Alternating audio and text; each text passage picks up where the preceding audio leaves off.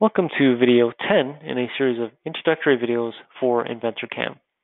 This video's topic is 3D milling. The 3D milling toolpath is essentially a three-dimensional pocketing toolpath. It uses the same sort of parameters and functionality as pocketing, but also it has a lot of stuff from the 3D side as well. So let's take a look at how that works. So we'll go add milling operation, 3D milling. It has a similar workflow to both the pocketing toolpath and some of the 3D toolpaths we covered in videos 9 and so forth.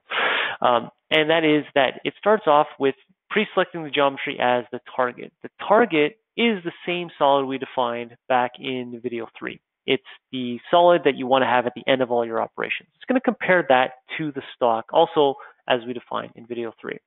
The only thing else we need to do here is to tell it where we want the tool to travel. So we need to give it a working area. I'm going to just click on Define, check the box that says Working Area, and then click on Define to get to the Geometry Selection area.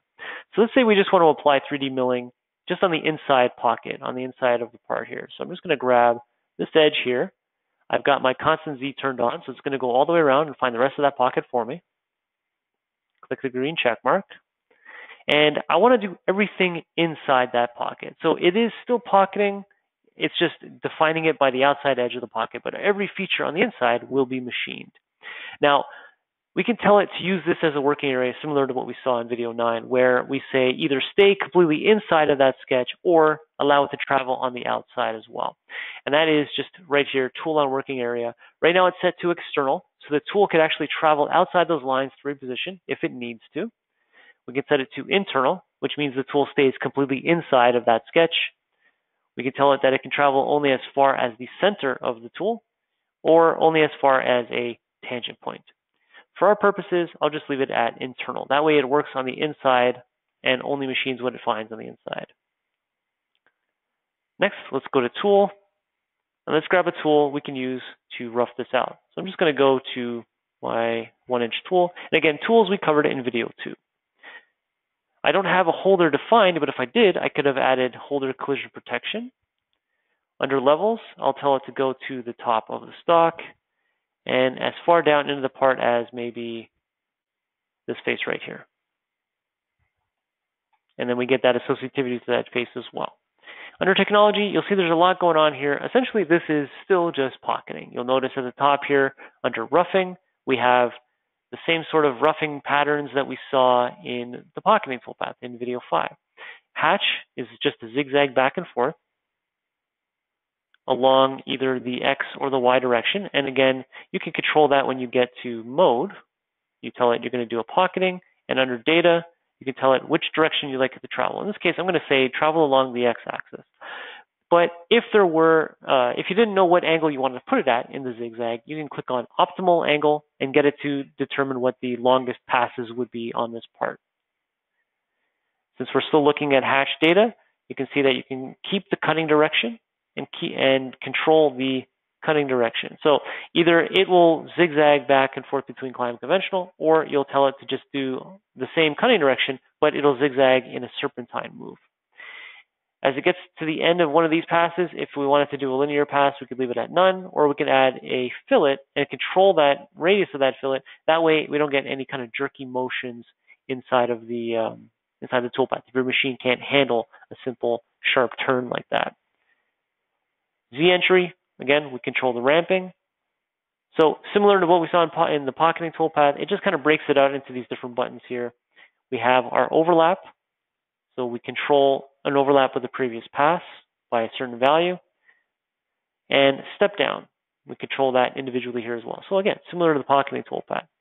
As it goes through analyzing the part, it will probably find some flat areas. So do we want to do the flat areas during the roughing or come back and clear them after we've done all the 3D features? Or do we not want to do the flat areas at all?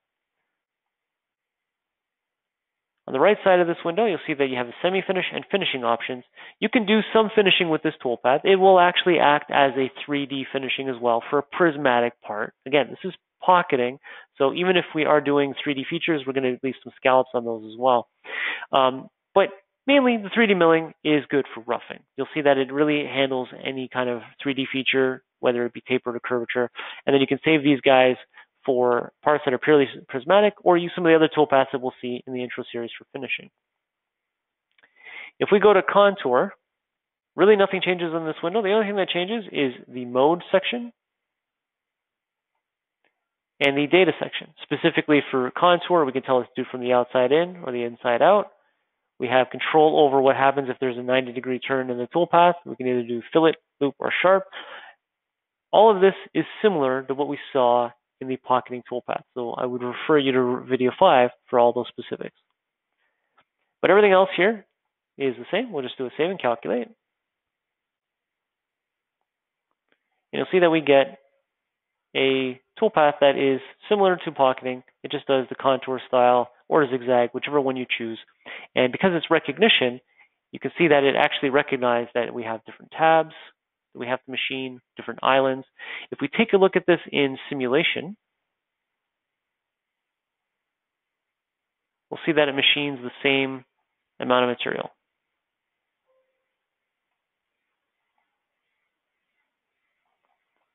Essentially the same as anything else. Now, there is also a rest function here, similar to what we saw in the pocketing. So if I open this back up,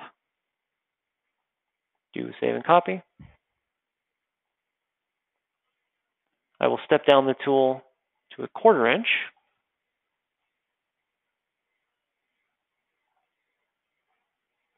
And then we'll go right to the technology section and we'll just engage the rest material under rest material.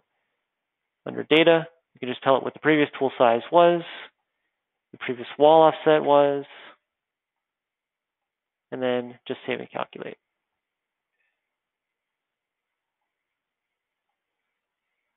So again, it reanalyzes the part, taking a look at the updated stock, and it realizes that the 1-inch tool was unable to do those corners. Any questions of this or anything else from InventorCAM, just give us a call at 1-866-975-1115, extension 2. You can send us your parts or your questions via the ticket system at solidcamsupport.com, and stay tuned for the rest of the videos in this intro series. Thanks for watching.